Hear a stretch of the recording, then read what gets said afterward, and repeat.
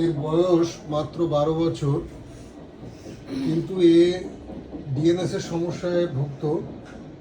DNS অর্থাৎ deviated nasal septum, যেটা আমাদের নাকের মাঝখানের হাড়টা বাঁকা থাকে।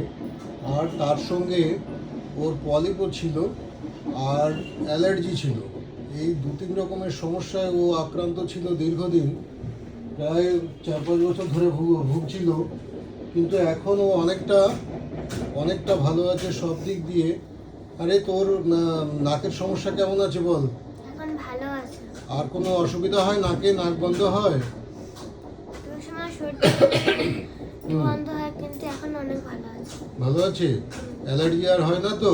না, হাঁচি হয়? শ্বাসকষ্ট শ্বাসকষ্ট হয় না। হয় না? আচ্ছা, এ তো ছোট বাচ্চা, এর মায়ের কাছ থেকে আমরা শুনে নিই এর বিষয়ে কেমন আছে আর কি কি সমস্যা ছিল। কি কি সমস্যা ছিল? অনেক কিছু সমস্যাই ছিল। কি কি সমস্যা ছিল বলুন? অ্যালার্জি তো প্রচন্ড পরিমাণে ছিল, 2-3 রকম অ্যালার্জি ছিল। সেটা এখন কিছুই নেই এখন। আর নাকের যে সমস্যাটা, নাকটা পুরো হাড়টা পুরো বেঁকেই গিয়েছিল। সেদিক থেকে আছে নিঃশ্বাস নিতে সমস্যা হতো। তারপর স্কিন উঠছে, ওটাকে কি বলে, আঁচিলের মতন যেগুলো থাকে। তো সেই জিনিসটা ওর নেই, সেই জিনিসটা পুরো ওই পলিকটা ওইটাও ঠিক হয়ে গেছে এখন।